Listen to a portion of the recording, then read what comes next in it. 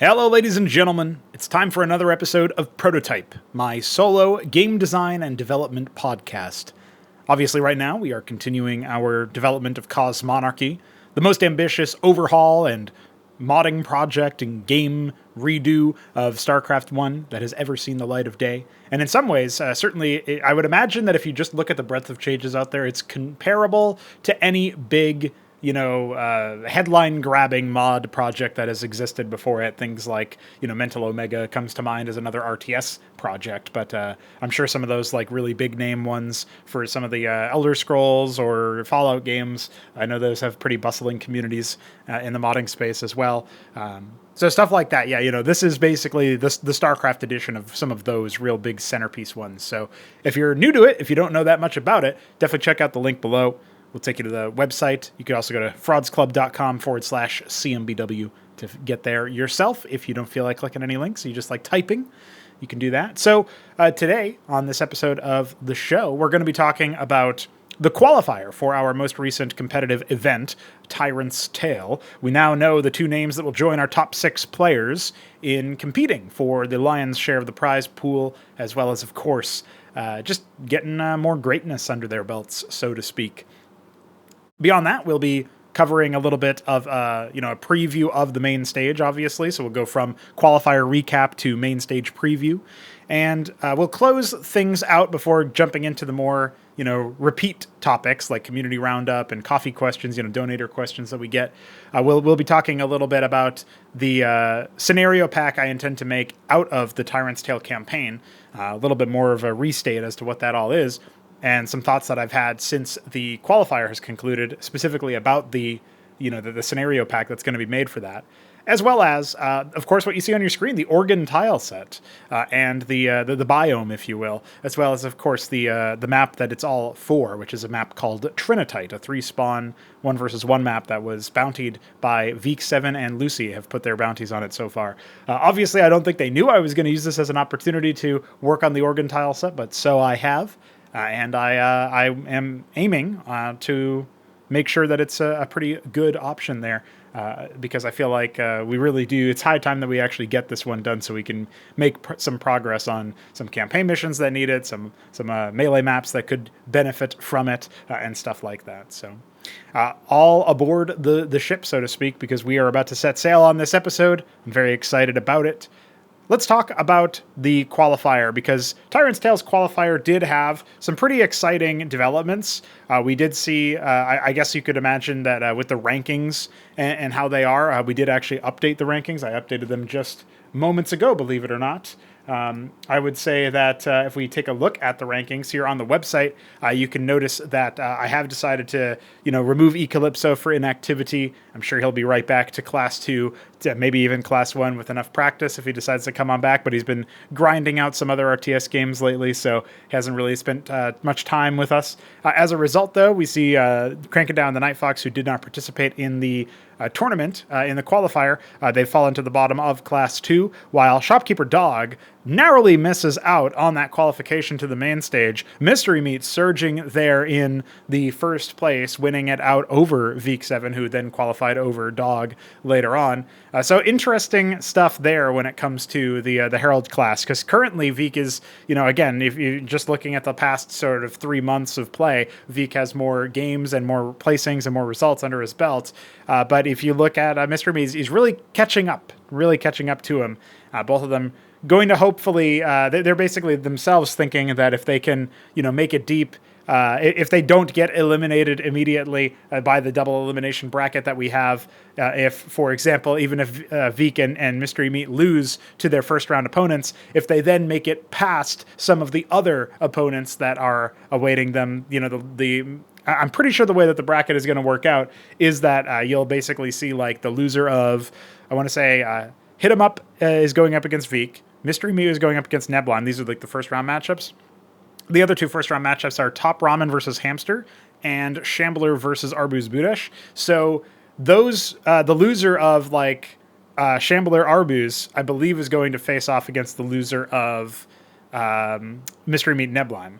And I'd have to confirm that. But basically, I don't think that Veek and Mystery Meat would face each other in the first round of the lower bracket if they both lost their matches. So all they're looking for is one win, and then they've technically placed above a top 6 player, because that means that they would have had to have defeated one of those top 6 players in the lower bracket, right, in order to get past. Because I think because they're on the opposite sides of the bracket, they're not going to be reunited in the lower bracket or whatever. That would have to come way later, not in the first round anyway. So just a little bit of inside baseball, I guess you could say, because I'm very much interested in seeing how that one goes. Like, are we actually going to see the newest incarnates to the Class 1 Sovereign, these new inductees, Arbuz, Budesh, and Top Ramen, who just joined us? Are they going to climb the ranking by defeating, Hamster, Shambler, Nebulime, HitEmUp, these players that are in the top 4? They're going to be looking to move away from the Class 2 threshold and get up there.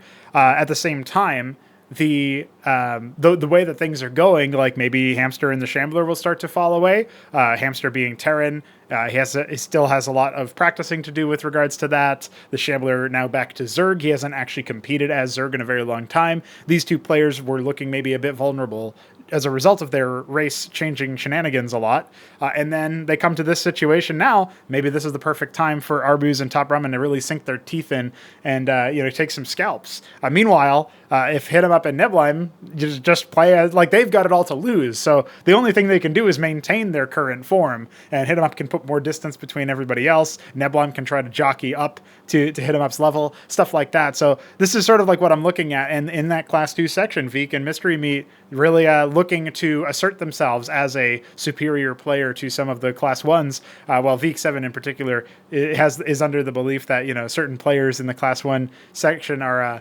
have been grandfathered in rather than earning their stripes, so to speak. At least that was the cut of his jib when we were talking about it some time ago. So I'm not sure if he's changed his mind on that with more playing, because he has been grinding it out a lot more. But we'll see. We'll see what he has to say. Mystery Meat, on the other hand, I think he's probably going to feel like he doesn't have much pressure, actually, because he's still just like getting back into the swing of things. So if he has a disappointing showing, it would be disappointing, but not cataclysmic. Whereas if somebody like who's in the Class 1 Sovereign section ends up falling in the main event, that could be really bad for them. But yeah, that is how the sort of rankings have taken shape as a result of that. Shopkeeper Dog really, I got to say hats off to the guy. He came very, very close to making it. Some of the other players that were in contention for making it to the Class 2 section from Class 3, like Mystery Meat's the only one who's actually moved up a class with this update. Pr0totype was actually knocking on the door because he was up against the he was in that final elimination best of 3 before going into the lower qualification. But he was defeated by Veek 7 and by Shopkeeper Dog. And so that means that he didn't actually claim a Class 2 scalp. Like if the Night Fox had been playing and Pr0totype was able to defeat him in PvP, because the Night Fox has said that he's going to be playing Protoss.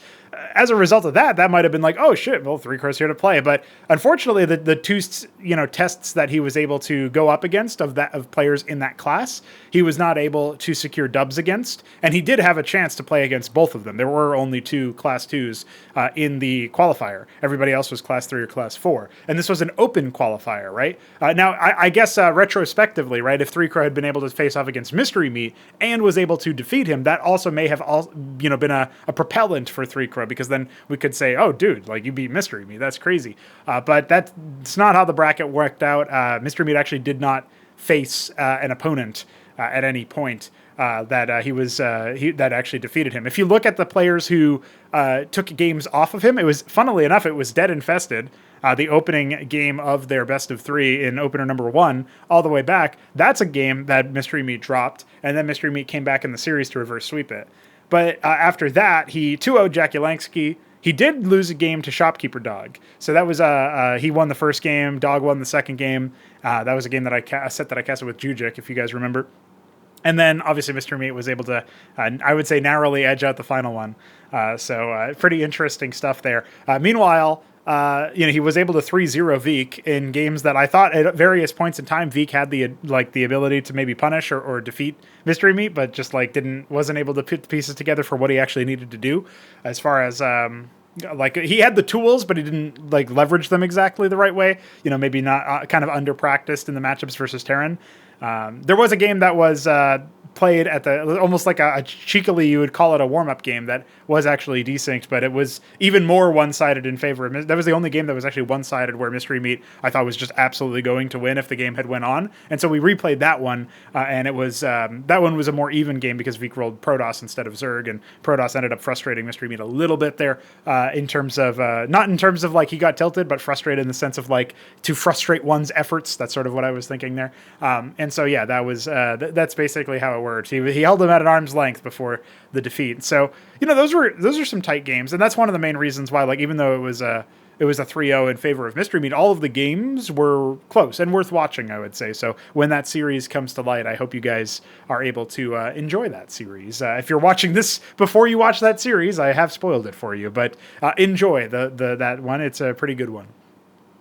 And then, of course, the set at the end, Vik 7 versus Shopkeeper Dog. I actually have the whole bracket here that I can display. This is using the Bracket HQ website, so it's a little bit lo-fi, I guess you could say. Not as epic as maybe we would like it to be sometimes, because I do actually have a more prepared graphic, but I haven't finished filling it in yet with all the results. So this is where we stand right now, and this is the conclusion of it. You can ignore this top right match here where it says Mystery Meat versus Vik. That's not something that you actually need to acknowledge. I just filled this in so I can mark the whole tournament as complete, but that is, you can see up here in the top right, it says unused, and it says that for a reason. So yes, some interesting games were definitely had, but Mystery Meat only dropping 2 individual maps throughout the entire tournament means that he did not actually drop a whole series. And I gotta say, tough go of it for Jack Yelengsky. When I first did that ranking, I was talking about Jack specifically, how he was a narrow miss for Class 2. I thought for sure he could have, in theory, would have been able to make it up there, but it felt like he didn't have a great testing. Like, he wasn't exactly tested in his group on the Fraud of July, and even there he did end up dropping a game. And so that felt to me like, whoa, wait a second, you're supposed to, like, I can't exactly in good conscience give him Class 2 as a result of that. I know he hasn't been able to practice as much lately. And also, like I was commenting on when casting his matches, it's very interesting to me that Jack had the playstyle that he had. Like, he played it very differently versus 3-Crow. I still haven't gone back and casted Jack versus Mystery Meat, and I haven't casted Jack versus Biddy. So I don't know how those 2 series went. As you can see, Biddy was able to score a win versus Jack, which must have felt somewhat exhilarating. But in some ways, I would kind of think of Jack in ZVZ the same way I thought of Hamster in ZV Anything back when he showed up. And Biddy, there was an Ascension tournament. I believe it was Ascension 5, but it might have been 6. Because I think Hamster showed up for 6. Yeah, so it would have been Ascension 6, because that was Hamster's debut tournament. And so in Ascension number 6, Biddy 4-0'd his group, defeating, I think it was Lucy and Keen. I believe that those are the players that he defeated. So he somehow managed to 4-0 it playing random. And then versus Hamster in the quarterfinals, I distinctly remember it being the 4th quarterfinal, but it might have been the 3rd one. Who knows? But the point of that is just to say that he was, like, we did this pre-match interview where Hamster was the subject of conversation at one point in the interview, like asking him, Biddy, how do you feel about that guy? And he's like, well, he's really aggressive and he seems to know what to do. And he's like, he's no... he seems to be playing a lot as well, so I really gotta worry about him. And this is a Hamster that wasn't able to dethrone Mystery Meat in the bracket stage, or in the battlement stage, right? Or the equivalent of it back then, just the group play. So as a result, he was 2nd place. And so Biddy got matched against a 2nd place player, like a 2nd seed player, but because Biddy himself had maybe 4-0'd when people thought Keen was going to win that group, and then Hamster was not able to get 1st place because Mystery Meat was in his group. It was almost this weird lopsided thing where the seeding had, tried to take that into account, and that ended up being that even though Biddy was the higher seed for that matchup, he wasn't able to get the dub, and he wasn't even necessarily the favorite. It was one of those weird situations, and I would say that something similar to that was happening in this tournament in a few spots, because Mystery Meat came in with such a low seed, playing so little and having such little play. I mean, and to be fair to the seeding, the first matchup is against number 8, number 9, number 8, though you can kind of split the difference there, and Dead Infested does take a game. But after that, Mystery Meat really powers up, and to send Jack Yelengsky to the lower bracket 2-0, and then for Jack to also, drop a game to Biddy. Again, I don't know the nature of these games. I don't know if they were close or, if it could have gone either way. I haven't gone back to cast them yet.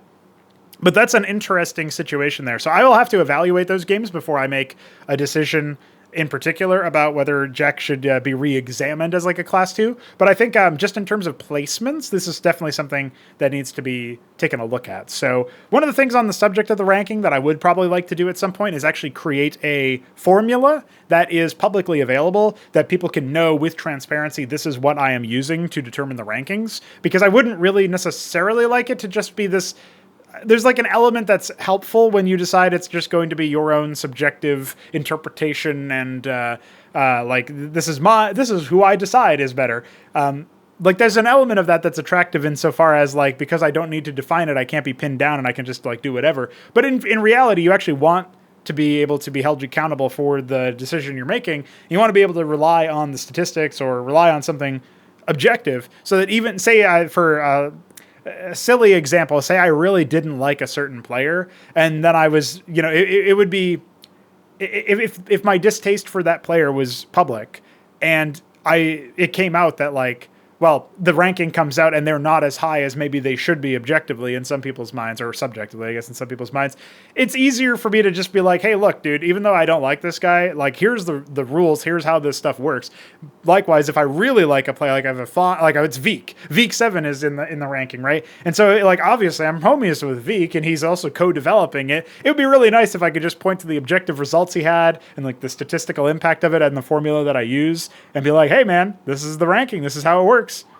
That's obviously a lot better than worrying about like, oh man, they're going to think that I conspired to put him up in the ranking ahead of Mystery Meat or whatever the case may be, right? Like objectively, like technically right now, if we go back to that rankings for a moment, Veek is above Mystery Meat, even though Mystery Meat finished above him in this tournament, because it's not just this one tournament that I'm taking it into account for. And that's what the tournament's for deciding the ranking. Instead, we sort of aggregate results over the past, say, 3 months. I think that's probably pretty fair. And I'm also in some ways taking into account things like matches that you've played against players of comparable skill, and that I've seen obviously, but also there's like an element of like eventually we would ideally have some kind of like ranked versus unranked literal roster thing. Like, no, I'm gonna see like what's up with that, and we can take into account those latter results. Eventually we'll have something like that. But anyway, going back to the qualifier and talking a little bit less about the rankings here, I just wanted to point that out. That is something that I would like to do at some point with the formula thing. I got to shout out Smarty Cakes as a grinder. He was able to get pretty far into the tournament. I didn't suspect that he would.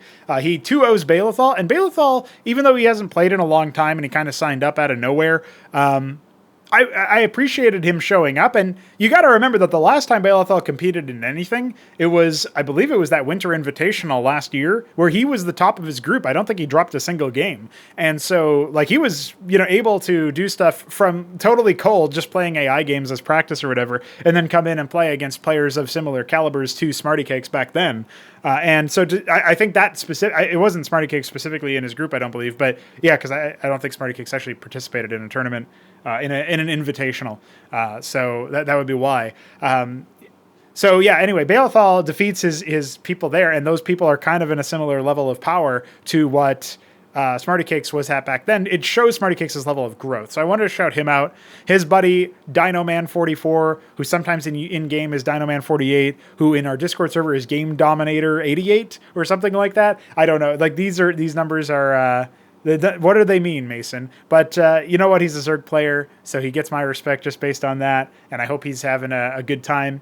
And that's just the kind of thing, right? Like I'm glad that people are showing up and trying it out. And Shopkeeper Dog, it was his first tournament. Again, I gave him some praise for making it so deep and almost making it past Veek. The randomness not rolling in his favor. Maybe the map pool also played a part. I'm not sure. That's one of those things where you'll have to watch the cast when it comes out to know for sure what goes on there. But yeah, one of those things that's definitely worth pointing out is jumping into that and saying, hey, man, like, good job, dog. Good dog. Keep it up.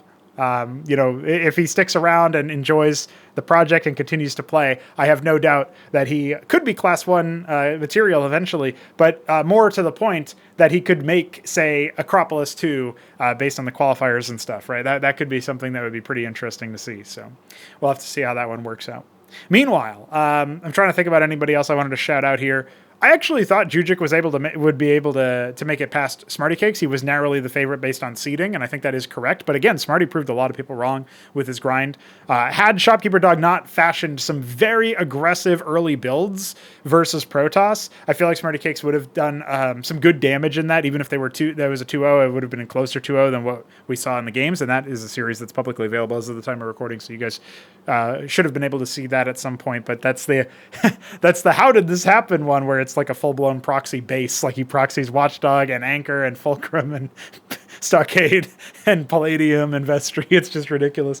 This is like most of his bases on the other side of the map. Like these are the kinds of crazy things Dog comes up with. So it would have been great to see some of those in the main event, but maybe that's something that we'll talk about a little bit later, is like, how do you dramatize that? It's like, the tale of Veek. He randoms through into, a match on Cold Sweat against Shopkeeper Dog and has to deny the same kind of insane forward cheese thing that Dog did to Smarty Cakes. I don't know. That could be a funny dramatization of that moment if we wanted to do a scenario pack out of that. So pretty cool stuff there. But yeah, shout out to Smarty. I will say a secondary shout out to Jujic, not able to make it as far as maybe I thought he would in the tournament, but Smarty just had it figured out. I will also mention that again, 3Crow, he made it pretty far into the tournament, the farthest player not named Dog, Veek, or Mystery Meat, right? So he was the fourth place placement, not quite third place, not quite 3Crow. I guess it's kind of interesting that, Veek managed to place second, and then Dog and 3Crow were within one place of their seeding, the real outlier being Mystery Meat. But again, he played himself massively into form over the course of this tournament. And that's where it makes... I should also mention that Veek was technically seed 1 and Jack was technically seed 2, but I swapped their seeding specifically because of scheduling and availability, because otherwise the tournament would not necessarily have been... It might not be over right now, and we started this, in the middle of July? So it was... I guess it was like technically a week and a half ago. So not exactly the middle of it, but like third week of July. And so, yeah, getting it done and over with is sometimes more important than making sure that the seating is exactly correct. And it turns out Jack did not finish first or second. He finished, tied for 5th to 6th. So yeah, definitely a bit of an upset where 3Crow was able to take him out. And I would say a minor upset for Mystery Meat to be able to take him out, but he did tell me that he was pretty confident versus Zerg. He was only really a little bit scared about versus Protoss. And I don't know what he thought about versus Tyrant, but Shopkeeper Dog he knew was like a solid player. So interesting stuff. That does it for our look at the qualifier and the rankings. And now I can close those tabs of my browser. Isn't that lovely? I just wanted to do a little bit of a recap talking about those results. I love talking about results. I love doing those little I listen to a lot of podcasts for, Counter-Strike and Brood War stuff sometimes. And so basically listening to people, analysts, pundits, hemming and hawing about is this player better? Is that player better? How did these players do? How did this team do? Do they need to make a change? What's going on? All that stuff is great grist for the mill, so to speak, for water cooler talk almost about sports. I love being able to provide that for Cosmonarchy. So that's basically what I get up to in this situation. So let's talk a little bit about the main stage then. Actually, I can show the main stage in just a moment because Bracket HQ has a great thing. But if anybody knows better software for Bracket HQ or for bracket creation than Bracket HQ, let me know, please, because I'm signed in on my phone and on my computer to this website and try to edit the stuff for the website and say hey, for this bracket, I'm going to fill in the players because we know who actually qualified in. It was Mystery Meat is going to be seed 7. And Veek 7 is going to be seed 8 because Veek 7 came in and the second section, right? So anyway, as I'm filling in people's races for the umpteenth time here because it didn't want to save, I will mention that, if anybody knows the better software for that, let me know. So this is our look. And I will just go ahead and hit start tournament, and hopefully that actually saves it. Yeah, saved and started. Okay, I wasn't saving before. I guess I probably didn't hit this button doesn't exist on my phone, so that's probably why it didn't work earlier, and I just didn't see it earlier. So anyway, that is where we're at now. But yes, these are the locked-in opening matches. We're already starting to schedule them. Most of them will be played on Saturday. I think at least one of them is going to be played on Sunday the 4th, and one of them might be played in the wee hours of the morning on Saturday, while the other two are tentatively scheduled for in the middle of the day. So we won't be able to bring all of them live consecutively, but with any luck, we will be able to get everything done. So definitely an interesting situation to find ourselves in there. Shout out to the admins who have been helping me by running these matches, recording them, and in some cases casting them, like Enozlliks. But Enozlliks has been doing that as a match admin. Jujic and Lucifirius have both done that. Pr0totype did that at one point,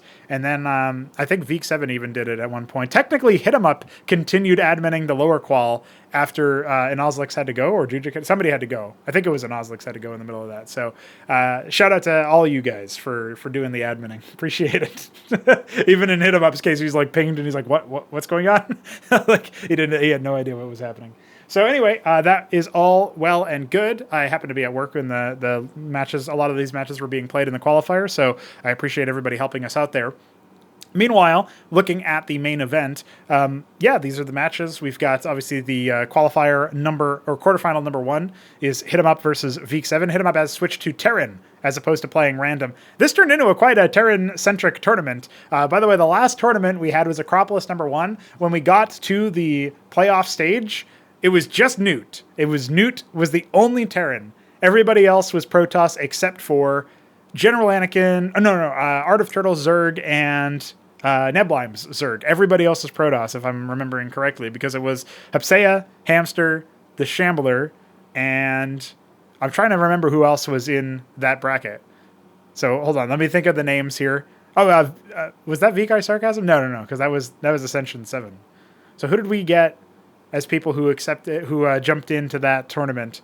Because I know we had General Anakin as Protoss, and we had one more player that I'm struggling to remember, because I just rattled off the names of Neblyme, Zerg, Newt, Terran, and then Art of Turtle, Zerg, and then we had General Anakin, Hamster, the Shambler, Hapsea, and I'm missing one player to make it 8, but one other player was Protoss. I'm almost certain of it. I'm just trying to remember who it was. God damn it. Oh well. It'll come to me later, and by that I mean I will open up the bracket and go back to throne room stage, and we will just find it out. Who was it? Oh, it was Taco Cake. It was another Zerg player. Okay, so never mind. I was wrong about it being another Protoss player. Anyway, the point is we only have one Terran before. Now we have 4 Terrans. Can you believe it? And we have 1 random player. We have 2 Protoss players and 1 Zerg player. That is the way the cookie crumbled this time around. Maybe if Jack had managed to come on in, he would have represented more Zerg. And of course, Veek is 1/3 Zerg. So make of that what you will. But you can see the matches that we have over here. We will not play a secondary grand final. That's not how we roll it here. It's double elimination until the end, and then the end is the end. That just seems like a more sane way to do it. I mean, the person who comes through the upper bracket does have a pick ban advantage, and now we are doing pick ban instead of just straight up bans. That was something that we didn't do before. So we essentially... at the beginning of a series, so this is best of 5, so you need to have 5 maps, and we have an 8-map pool. That means that you both ban a map to start, and then you both pick a map in sequence, and the person who is the higher seed starts the sequence. So in this case, HitEmUp will ban a map, Veek7 will ban a map. Then HitEmUp will pick map 1, Veek7 will pick map 2, and then HitEmUp picks map 3, Veek7 picks map 4, HitEmUp picks map 5, and then we have 1 map left over that is simply discarded. So that is how we wrangle that with an 8-map map pool. I might think about expanding the map pool at some point, but that would mean that there's I guess 2 bans, and I don't know where those bans would filter into this pick ban process. Would they be 2 bans at the start, or 1 ban, and then you pick like most of the maps, and then you ban out 2, like you have 1 extra ban phase that gets inserted before the final pick? Maybe that would be what we would do. I'm not sure about that, but I feel like 8 maps is a pretty good variety. I don't know that we need more than that, but that is something that I'll talk a little bit about in the... actually, funnily enough, there's a coffee question about that. So we'll talk about that a little bit later on, but just a little bit of a random shout out there. These are the maps. These are the matches, rather. Really looking forward to Mystery Meet Neblyme. That's like a tale as old as time. I want to see if HitEmUp can put those nerves down and keep going, because he really is like the practice Bonjoy is what he calls himself. I think he's the best player we've seen in terms of macro, in terms of antics with his builds. As long as he can keep his nerves under wraps, he will be able to really make damage here. And even if he's not able, like even if he's feeling the pressure in the middle of the matches and such, I think even him under pressure, he should still be a shout for tournament champion. So all I'm saying, I mean, Nebulime seems a lot cooler under pressure. He doesn't seem to let pressure get to him. So maybe that's an area where he specifically can have an edge versus HitEmUp. So, based on seeding, you would say, okay, Nebulime is a lock to, face off against HitEmUp because, it would be like Nebulime over Mystery Meat and then, I guess Hamster over Top Ramen. This one's harder for me to call. This TVT is really difficult for me to call. Top Ramen has a lot more TVT practice recently, and Hamster hasn't been grinding as much recently. And when he is playing a lot, it's not necessarily him playing the mirror. So I feel like that's kind of like stylistically, I think Ramen might be able to win that. But we'll see. We'll see how that goes. Ramen might have his own performance anxiety issues when it comes to these sorts of things. Judging by how he played, as he was the underdog, he played really well versus Nebulime, but when he was the favorite versus Taco Cake, he actually got thrown for a loop by trying to cheese a very aggressive Zerg, and so that did not work out. But either way, maybe I'm reading too much into that small sample size and all that. Maybe Ramen will shock the world. I mean, he did 4-0 his group. All I'm going to say there. So if we look at the Shambler versus Arbuz Budesh, I do think that Arbuz should win this, but I also think that Shambler's strengths come at the weak point of Arbuz most of the time, and I don't know how much against Shambler's style in particular Arbuz has practiced. So that should be a very entertaining best of 5, just because I feel like those two play like those maps could all end in. Like, that could be a full 5-game set, and all the maps could be sub 10 minutes, because that's how aggro Shambler is, and also how fast the 3-gate can come online for Arbuz if that's his decided move. But he does like his lattice play now, so I don't know. It'll be interesting. I wouldn't be surprised if that's a hard one to call. I'm leaning Arbuz, but really that's one where if you were trying to do betting odds for that, good fucking luck. Make Arbuz a 1.1 and Shambler a 1.2. Because these either one of these could win. You know what I'm saying? It's just impossible. That's not. I don't think that's exactly how the betting odds would work out in practice, but that's almost like what you would want to be able to do. Is fuck trying to predict that match in particular. But yeah, I think Ramen is the slight. I would say that Hamster would be the bookie favorite, but Ramen should be someone to watch out for if you wanted to do a cheeky underdog bet. That would be Ramen for me. I would say Mystery Meat Nebulime. That's not a lock for Nebulime either. Mystery Meat keeps on grinding it out. Now, he has struggled versus Protoss more than the other races, but has he played against Nebulime style? No. That could be an advantage for Nebulime, or it could be that Mystery Meat is specifically going to be able to he just has a style that he's going to try that maybe isn't as efficient versus the other Protosses, but becomes more efficient versus Nebulime. That could be another thing you got to watch out for. So that one's shrouded in mystery and intrigue, but I will say Nebulime is the favorite there, and of course HitEmUp is the favorite versus Veek. But again, the nerves are a question. So this is a rare situation where every single match has some play to it.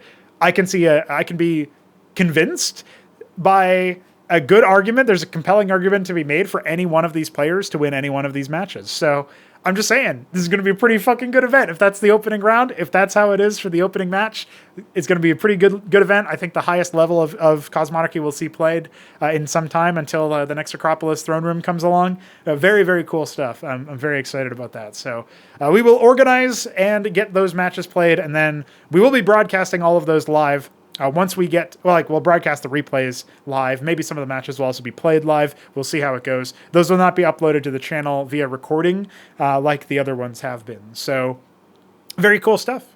Shout out to the homies. These are the kinds that we're definitely going to need, just in case replays don't work properly or whatever the case may be. We're definitely going to need whoever's adminning the match to be able to record it, ideally in reasonable enough quality.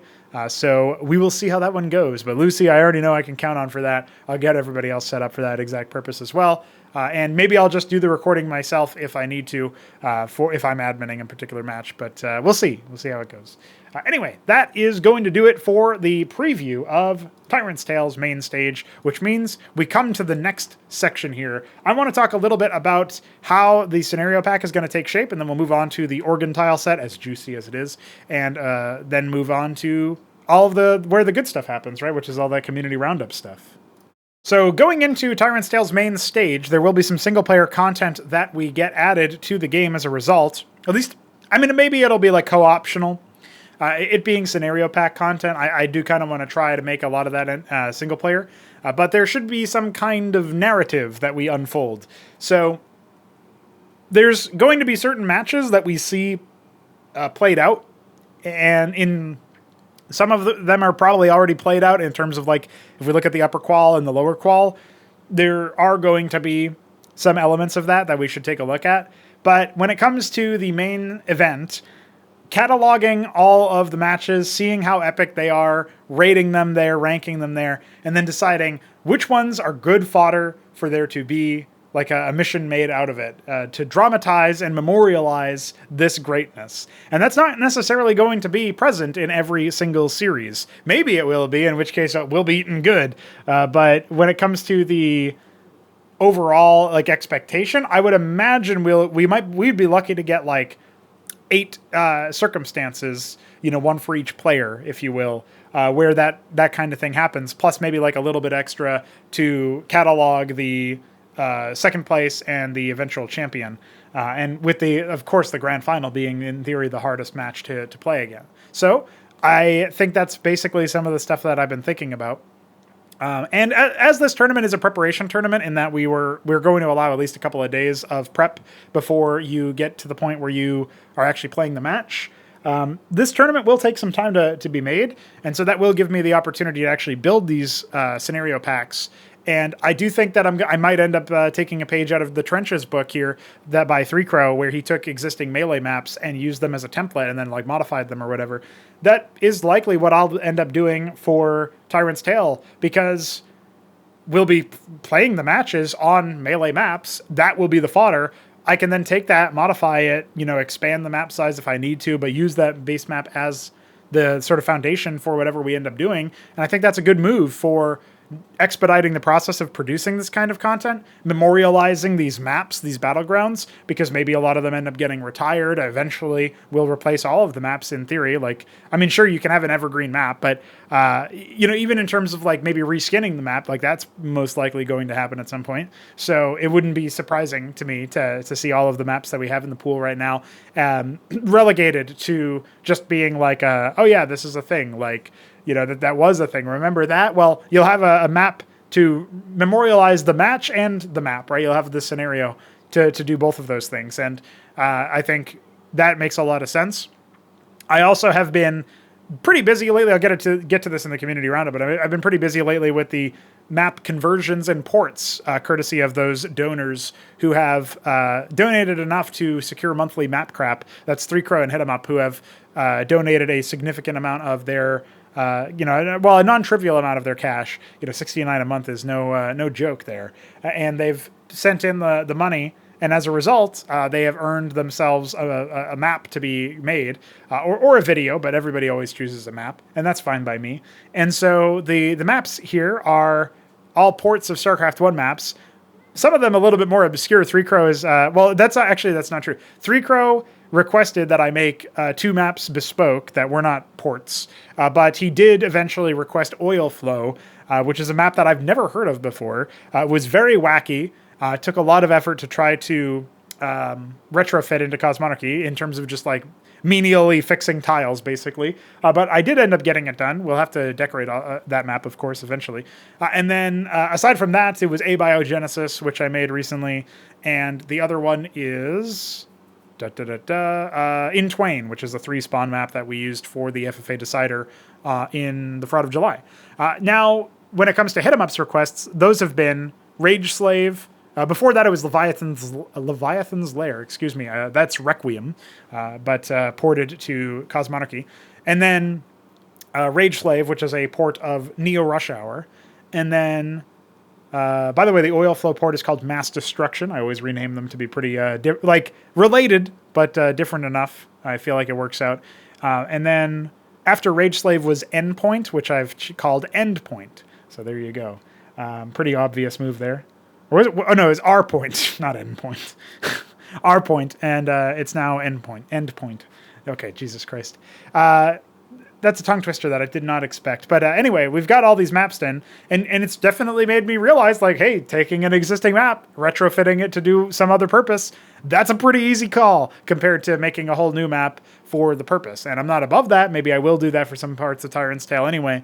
But I could imagine a world where you try to make a unified layout of that's supposed to represent multiple maps. Like, say there are 2 really epic maps in a tournament, and they're against different players, or they're against the same player, but they're on 2 different maps. And we try to make like a combined map that represents, say, both Rage Slave and Cold Sweat, because those 2 maps got really cool games played on them or something in the tournament. Like that's something that I could conceivably see happen, right? Is like, okay, well, if they're up against the same player or whatever, then maybe that's what we do, is like we say, you know, either that, or maybe it ends up being like I pick, for a scenario, I pick one player and I try to summarize their run through the tournament in the one scenario, right? So maybe that's something that every player in the tournament gets. And so, you know, the ones who have the longer run through the tournament would naturally have a harder mission that would go on for a longer period of time and be more lopsided. And so maybe in those situations, it's like, okay, whoever wins the tournament is going to have the biggest map in terms of map size, and also in terms of, you know, the hardest map in terms of how many enemies they have to face, because they were the champion. And so that's kind of like stands to reason. And then it would kind of go down to like, obviously the second placer, the third placer, and the fourth placer. Those are all distinct places or placements in the tournament.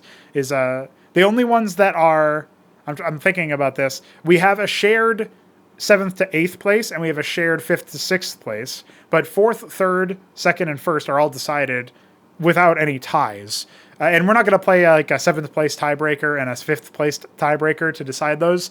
But those would basically mean like, okay, your tournament run length was the same. Therefore, your map will be of similar difficulty, but your challenges will be different in that map. Like the specifics are going to be different, because obviously that's how it went. And so I feel like this is like a really cool opportunity to really experiment with what we want to do here, what we want to accomplish here with the scenario pack. There's a lot to think about there. So I'm going to continue thinking about it, but I figured I would give you guys my current thoughts and like sort of where my thinking has evolved, the format that the scenario pack is going to take. And yeah, let me know what you think, because there's definitely going to be some community involvement in this. I'll be streaming the development of it and stuff. So, you know, enjoy that. Enjoy that. All right. Now, another thing for you to enjoy is the organ tile set. The fact that we've been making progress on it. As you can see, I have a version of it that blends into the space cliff. Of course, the shading is not all exactly perfect. I've cleaned it up a little bit since the screenshot was taken. I would say actually the biggest distraction is probably the center tile. It was rendered by Balethal, but we never really got to a point where we were super happy with it. And that's something that we need to continue mucking about with. Maybe he still has the master files for that for Blender, that he can give it another go and maybe see, now that we've got like actual proof of concept and like it's in the game. It's not just it's not just a situation where it's like in my Photoshop thing. This is not a Photoshop mockup. This is actually in the game. And as a result, you know, that's actually placed on the map right now for Trinitite, which is the map that I was, a 3-spawn map that I was requested to make. Now, obviously, it's not done yet because the tile set isn't done yet, but that is where we are at right now. And so maybe Balethal will be a bit more motivated to work on that. He's obviously been very busy with his work right now. So he's been in and out of availability to play the game, to work on it. So no hard feelings there, obviously, just a busy man. But maybe when he does end up seeing that we've got this sort of thing going, he can be like, oh, shit. Hell yeah, I want to do that. I want to make it better. And so that would be great. You know, failing that, maybe I can take a look at the tiles myself and try to finagle them a little bit, but we'll see how they go. The main thing I will point out at this point, though, is that what we are looking at is definitely like the cliffs themselves needing to be a certain level of baseline. So I have 4 variants of the north-facing cliff, 4 variants of the south-facing cliff, 2 variants of the inner corner, and 2 variants of the outer corner. And I've also got the requisite blends for all of those, all the different kinds of half tiles that you would need in certain situations. And then lastly, I have the south-facing ramp in a very early draft, which I guess I can open up a screenshot of to show you guys, because it just occurred to me that I can use this power that I have a little bit better than just looking at what you see on your screen. So here is a wider screenshot of what was going on in that scene that I cropped and used for this exact, like obviously I was in game when I did that because I spawned some cohorts, but this is what the current platform looks like. I did clean it up a bit. Like I forgot that I didn't place this tile correctly. I thought I didn't have it, but I actually did, so I just skipped over it in the tile set. Some of the shading on like the fade outs and stuff is corrected, and some of the material settings are tweaked a little bit, if you want to call them material settings, which is, it's all done in Photoshop. It's not like rendered out. So this is all like hand painted, I guess you could say. Although I'm just making liberal use of the clone tool and the copy and paste and like grabbing a bunch of base materials from the structures and the rubble and different things like that from the Zerg arsenal. And actually, in some cases, it's totally made by taking the existing stuff and morphing it. So like this tile here with all the teeth or whatever those are supposed to be, like those fangs, is they look like claw bones or teeth bones or whatever. That was taken from, I'm trying to see where I got that from, because there was like a specific tile that had that I took that kind of shape from. But I think it was just like the light white bones of some of these like south-facing cliffs. I took that and then I basically just etched it together until it actually looked like teeth. I didn't have that tooth lying around for me to use a clone tool on. I built it out of the clone tool, and then I shaded it and a bunch of other stuff. So a lot of that needs some work and some adjustments, especially since there's just some of the tiles that need a little bit of oomph to them, I think, and a little bit of cleanup so that they look a bit better. I think the whole thing will look a lot better once the center tile is improved. And then this is where we are at with the south-facing ramp. The big thing here is perspective. Like, I definitely need to improve what catches the eye as far as elegantly moving people forward. Let me zoom in so you can see this is the view most people will be seeing in game because most people play at a 2x upscale. It's a little bit blurrier because this is a PNG that obviously it's up. Well, maybe it's not obvious. I actually took this PNG from and posted it to Discord. So Discord has done some filtering on it, so it's a little bit blurry. But even in a PNG in a browser, like you could take your own baseline image and zoom in, and it'll be blurry because XD browsers. So that's pretty annoying. But anyway, this is where we're at. I think that fixing up the perspective is going to be my main focus. A lot of that is going to be down to shading and maybe a little bit more layout changes. I was thinking about maybe taking these bone rows, these rows of bone, and making them a little bit shorter, I guess, vertically, so that they take up a little bit less space. But it is helpful to have these kinds of repeating lines for the sake of tiling. They definitely help you figure out what needs to be changed in a tiled manner to make sure that you can tile that infinitely without any visual oddities showing up. So that is a very quick and dirty update so far. Obviously, they all need some more work before we can get to the point where we can say, hey, we've got, a better situation, and so on and so forth. So I'm not going to make any claims for whether or not it is ready to go. It's clearly not, but that is the situation we find ourselves in for now.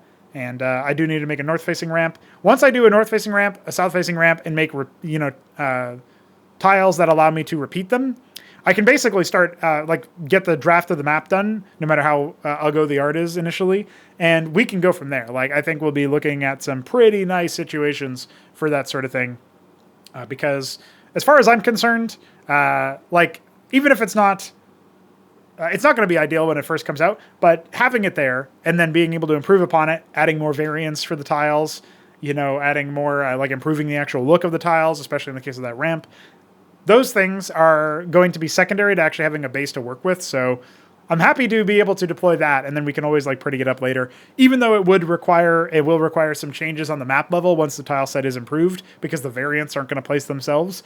It's still better than, to have something than to have nothing, right? Obviously. So that is where we are at for that. And that is where I will close out those topics. So hurry forward, ladies and gentlemen. We are going to be going to that all-important community roundup for our very next section.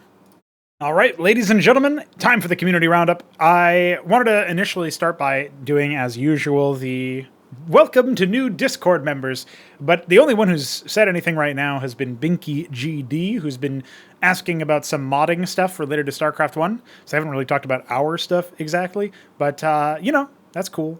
As long as people are enjoying themselves. However, I will also mention that a bunch of people have joined and they might be bots. So I can't really greet them if they're just going to turn out to be robo. That's silly. But we do have a lot of maps to go through, so let's get into that straight away. Ladies and gentlemen, I present to you a Shambler map. You better watch out, dude. This is a 2-spawn map called Land Thaw. I've been on the record as talking about how badly I feel like this tile set works with cliffs into water. So we look at the area out to the north and also to the south is it's just whack to see the cliff and then a bunch of tiles that are totally walkable and then water. So that obviously screams to me as something that needs to be adjusted. The tiles don't exist to blend it with dirt exactly, so I guess that would have to be something that we fix on the tile set level. But that man, that is no good. Because you can actually just, I mean, incidentally, because of pathing, you might just, like, have a unit naturally walk all along this top strip. And it's like, okay, I guess that's good. And as a result, it actually opens up, like, Drakodins here, and Drakodins here, I think. Or maybe just here can attack Harvesters. So that's, like, another thing you'd have to watch out for. Anyway, this is a map by the Shambler, as mentioned. It was pretty experimental, and it was designed to be that way. You can see we've got 6 mineral field mains, and then 8 mineral field naturals. But the naturals are pretty hard to hold, I would say, because you have to hold it down here, but then also hold this area. This is a Biotic Bastion, late game add-on. Gas in the middle, okay, kind of interesting, I suppose. But also the rush distance is pretty short, right? And this being a 2-spawn map, it's not like you can spawn in the bottom right and the top right, which would obviously... a lot would be different if that were the case. I wouldn't necessarily recommend that as a change. In fact, it would be pretty insane. But, you know, those are the kinds of things. I don't actually know what kind of games these turned into. I was told that rushes were really bad on them, but I haven't actually seen them yet.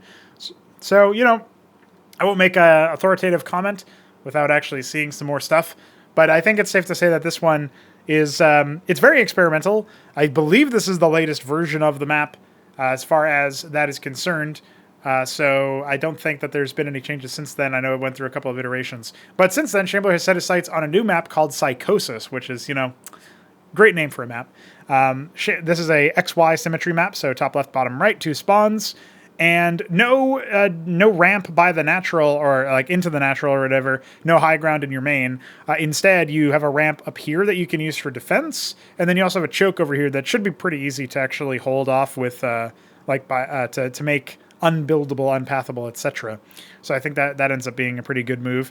I'm not sure about this one.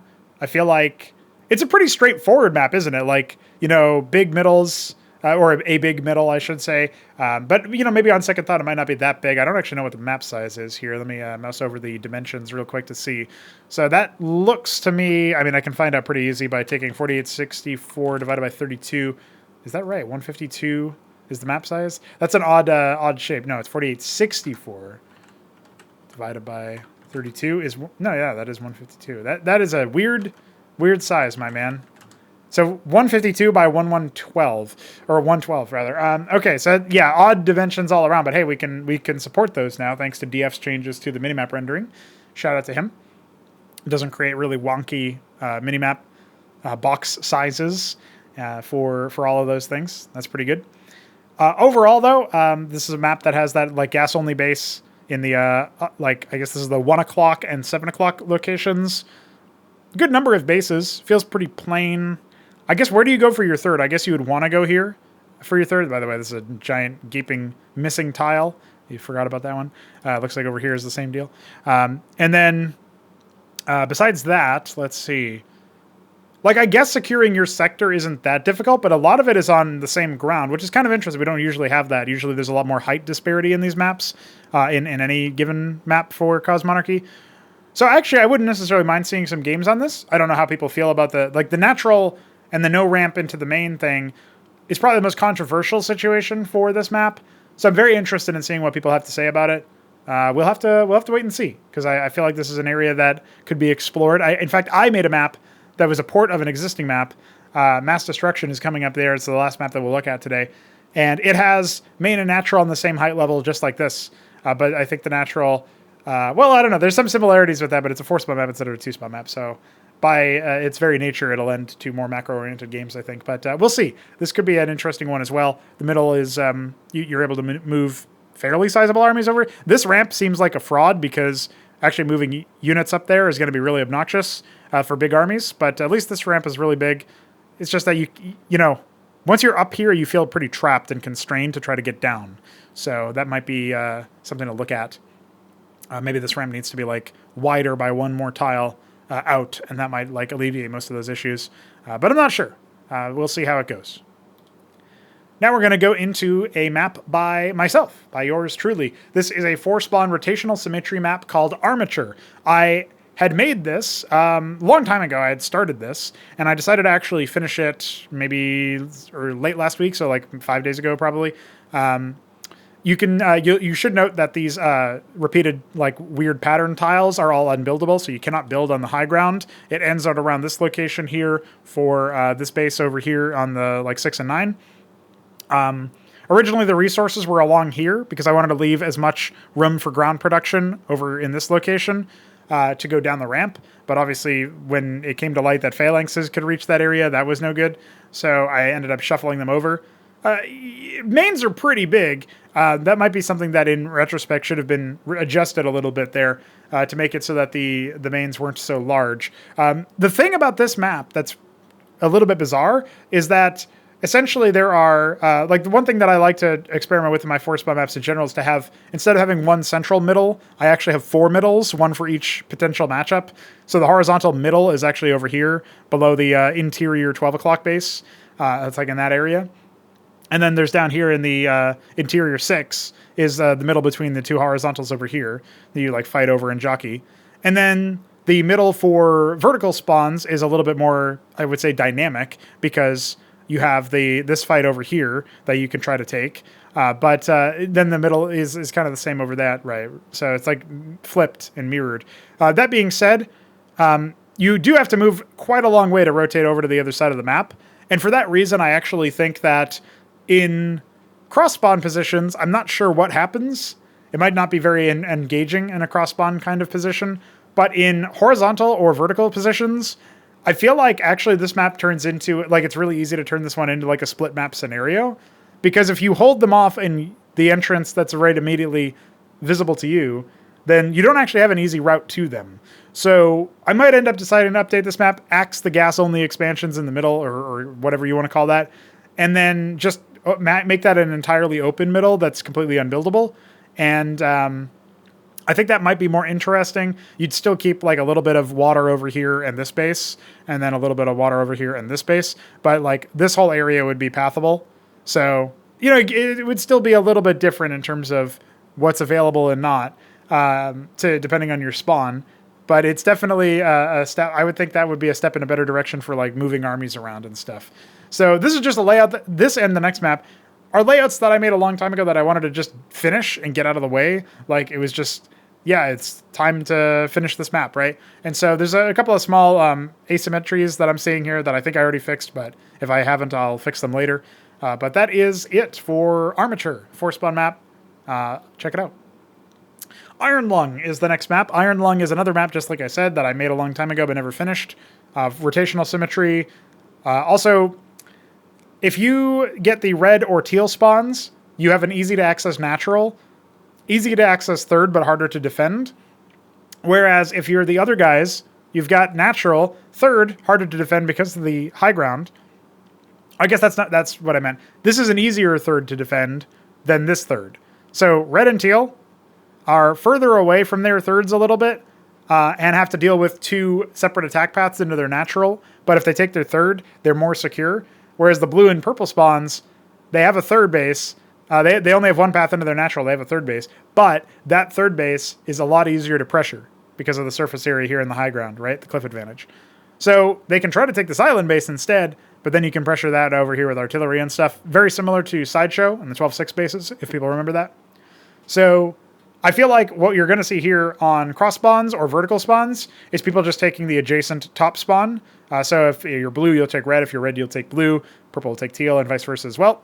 And that is how that's going to play out if you are vertical or cross. If you are horizontal, I actually don't know how that works. I mean, the rush distances are pretty small. I have actually started cataloging the rush distances for all of these maps, purely because I wanted to see what they're like. And again, because I made these a good while ago, I just wanted to finish them. Yeah, I didn't necessarily expect them to end up working out. They were more so just like, I might as well throw another map out there. The horizontal rush distance is 21 seconds. Vertical and cross are 38 and 43. So it's a very different game if it's a rush distance of 21 seconds ramp to ramp. And that's bottom of ramp to bottom of ramp. It would be 23 if you were doing top to top. And that's with a worker. So kind of wild. I feel like horizontal spawns are absolutely absurd on this map.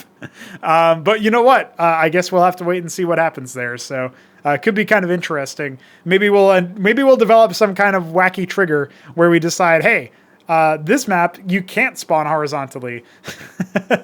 You can only spawn vertically or cross. I don't know how we would even do that, but maybe that would be something that we would try to do, just for something like that. Because I think it could be an interesting map to play cross or horizontal. I just don't know about vertical. I mean, cross or vertical. I don't know about horizontal. Like left, right spawn, red, blue, and red and blue or purple and teal. That seems really difficult to do. So who knows? Who knows about that one? But that's Iron Lung, another map you can check out.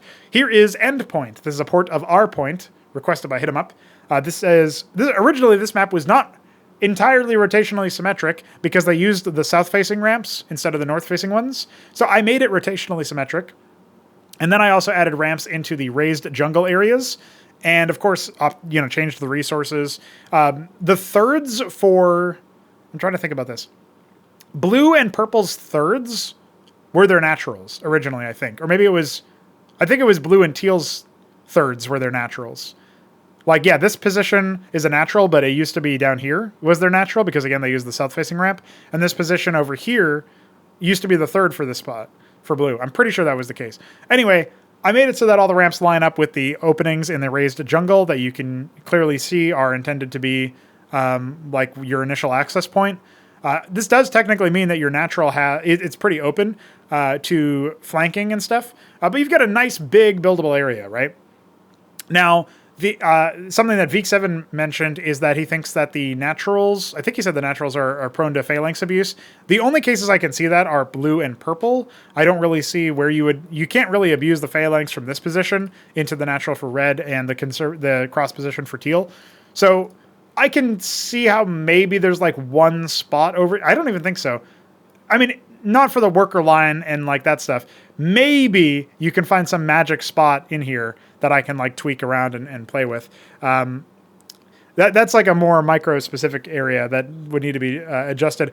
Other than that, I didn't get much feedback, but I'm interested in this one. I feel like, by the way, let me scroll down so I can find the timings here. So horizontal and vertical are 30 seconds each, and cross is 36 seconds. So actually a pretty even time for all of those. This is a classic, 128 by 128 map, so no surprises there because it was an original map. And yes, this is another one requested by HitEmUp, so shout out to HitEmUp. Up next, we've got two Bitty B maps.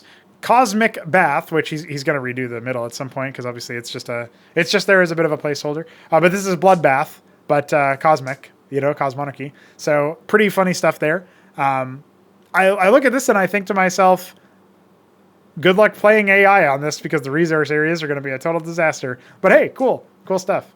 And not much else to say. I don't even know. I guess I'll put this in FFA solo. Why not? And then Friends in Space, which doesn't actually appear to have been changed at all. I'm not 100% sure. I assume they once upon a time had ramps. And I don't see any Vespine ridges. So I'm assuming, there hasn't been any, like he's slowly porting this. This is not ready yet. But this is a 2v2v2v2 map that Bitty B is working on. So that's pretty cool. And lastly, we come to Mass Destruction, the port of oil flow that was commissioned by Pr0totype. I am happy to announce that it is ready for testing. One of the things that I was initially thinking about is that this area here by the natural, I forgot to place town center markers for all of the naturals, so I got to fix that. But besides that, the cliffs over here for the naturals need to be adjusted to be the same cliff level, like the sandy sunken pit, like over here.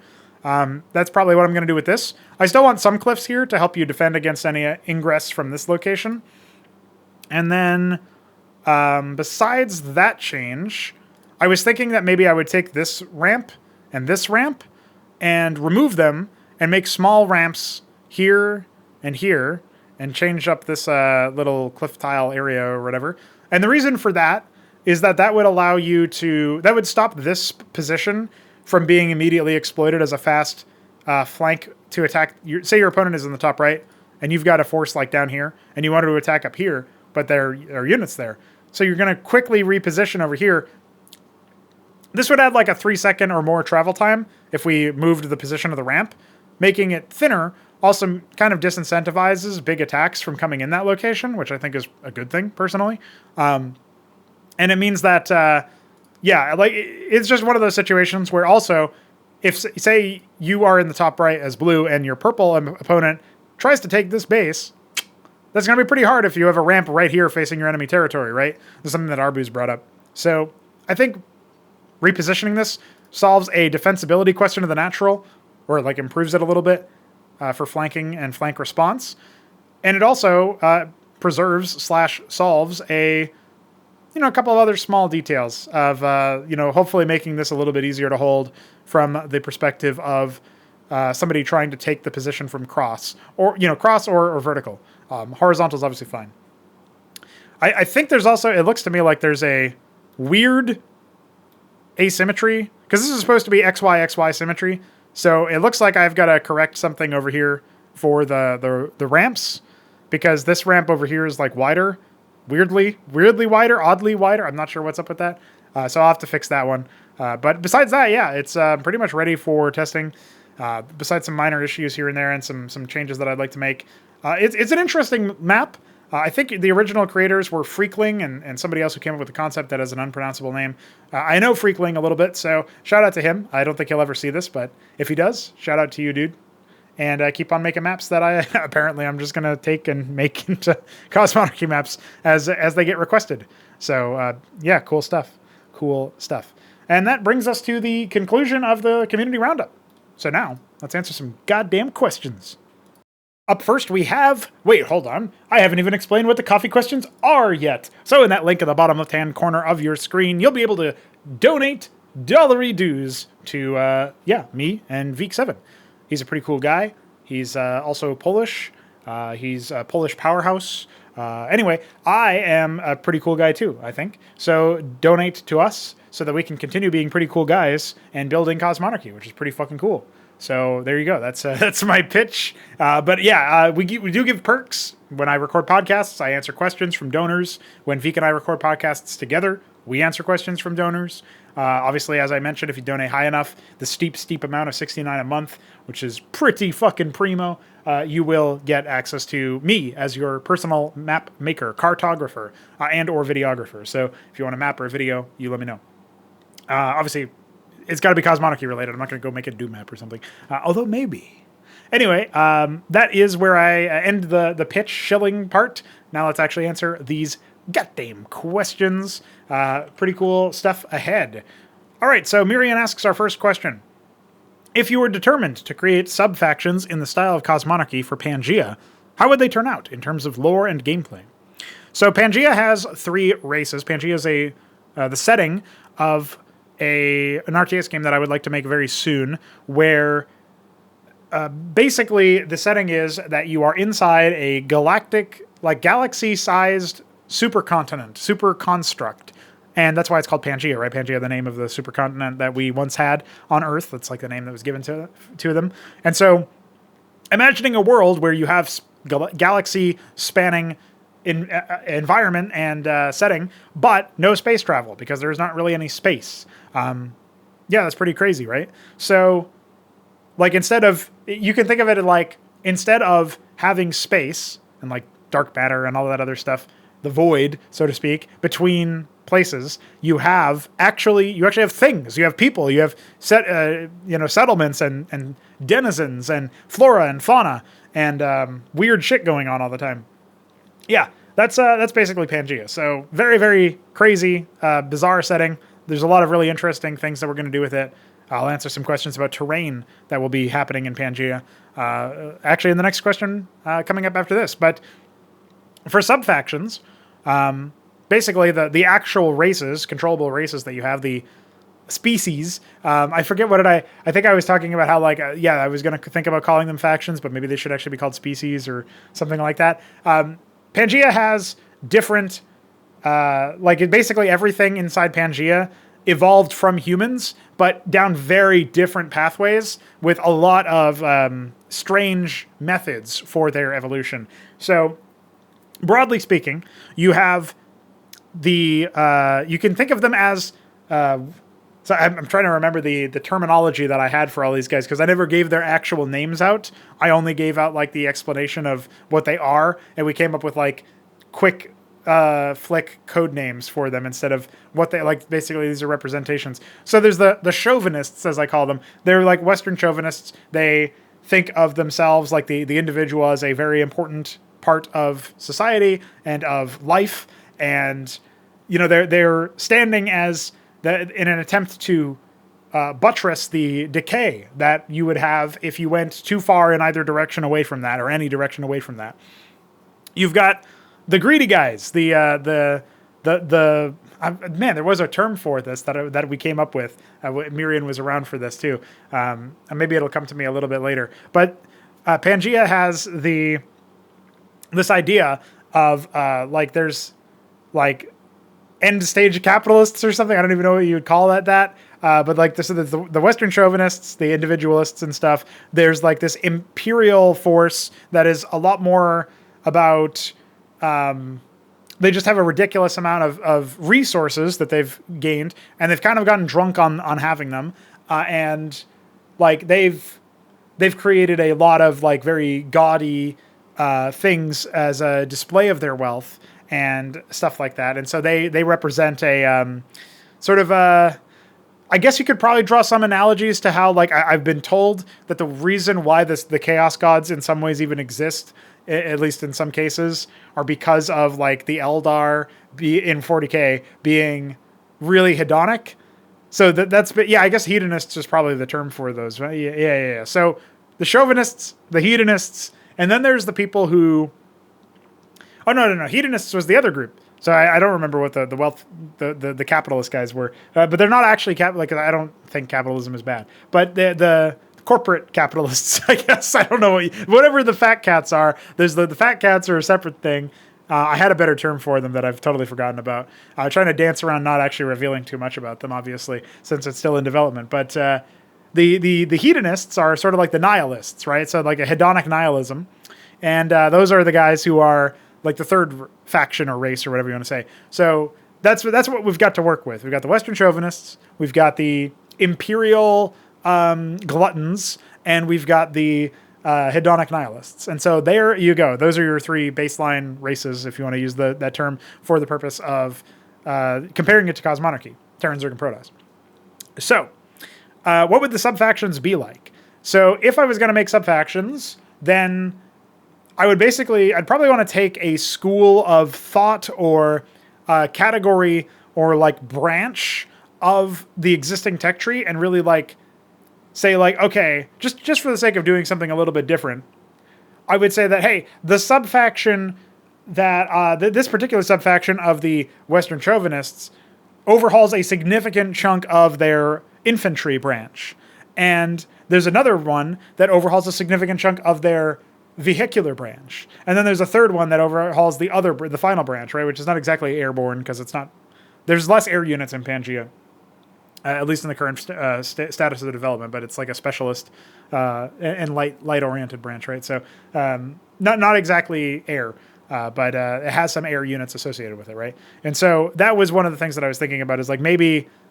In fact, I think in our current draft of things, there's the infrastructure branch and there's the two military branches. I actually don't think we have a third branch, but I might be wrong about that because it's been a long time since I've looked at the actual tech tree documents that we have. But yeah, that is one of those things where it's like, I'm just opening up the website real quick. Let's see what I have. So when we're looking at the we do actually have it. Yeah, okay, we do have an air branch. I just didn't fill anything out there because it was like not at all there. So anyway, there's the. I would imagine it would be something like that, though. It would basically be like you've got you take one of the military branches and you really focus on that as the figure of transformation. The reason why that would work in this is that even every branch of any given thing is like focused around one of like the genetic elements of that race. So when you're thinking about like the Western chauvinists, like it's almost like each race has a bit of a class system going on, but it's not determined by arbitrary or like by birth, but more about like genetics, which I guess is determined by birth, but they're not genes in the same way that you would expect. Like the genes can be manipulated in certain ways, in certain ceremonies with certain powers and aspects. And so that's what allows them to claim a certain role within their societies. And then within it like narrows the scope of what they are capable of, what kinds of positions they're capable of taking. And within that narrow scope, they have pure, at least in the case of the Western chauvinists, they have pure meritocracy. So it's kind of acknowledging that like you can't do anything that you might want to do. You don't have infinite choice, but within the things that you could excel at, it's up to you to excel at those things, right? That kind of speaks to the whole individuality thing, but also being realistic. And that is one of the things that they have. So as a result, a faction that specifically like goes about doing things in a different way for the infantry branch would result in a lot of different units for the infantry branch. And that's where I think that would probably be one of the things that would logically make sense within the setting and also be something satisfyingly new for me to experiment with when it comes to texture design. So if I was going to do something like that for Pangea, that's how I would go about it. Thank you for your question, Myrian. Jumping ahead to Three Crows' question, he asks, what are some unexplored tileset concepts you would like to explore in your future RTS titles? Well, I've talked a lot about wanting a bone tile set, like a boneyard type of tile set, and how I was going to do that for Blood Summon, which is an Onatar race or faction. I think it's probably safe to call them factions, although they all come from humanity. So, but it's a little bit different than like them evolving from humanity. That's a yes and no kind of thing. So I think it's fine to call Onatar ones races. But when it comes to Onatar and when it comes to the Blood Summon, I think it just like obviously you would want some kind of boneyard thing. It'd be really cool to see that. When it comes to the Entropic, seeing their stuff, I don't think we see enough orbital like environments for terrain, but it's not something that has never been done before or underexplored, like unexplored or underexplored, right? That's sort of like the question here. I think maybe it's a bit underexplored, but it's not unexplored. So I would say I haven't done boneyard stuff. We don't have that in Cosmonarchy. I've seen a little bit of it in things like Aatrox, but like very rarely do you see too much of it. So some kind of boneyard or thing like that keyed around Blood Summon would be good. I think some kind of noxious forest or overtaken like poisonous environment or toxic environment. I think you don't really see that very much either. And so that would be pretty good for the voiceless. So that would be another Onatar thing. And then when it comes to Pangea, I mean, there's all sorts of things that we already have. We've got, because we have a very fanciful setting for Pangea, you're talking about a situation where the, how would you think about it? Basically, there's going to be an area where there's like enormous forests with basically like very supersized flower fields where you can, like the cliffs will be like flowers, like flower stems and stuff, and then like the petals will be like the terrain up top, and then we already have terrain for this where you're on a cloud field and like there's like very, very solid clouds where like they've built entire, empires and facilities and stuff. There's one of the things that the gluttons have done, right? Those imperial gluttons, those guys have made entire planet-sized objects based out of excess food, right? Like that's a wacky concept, but it's like just to show the sheer excess they have. And they've also done it out of like rare materials and gold and things like that, right? Gold analogs.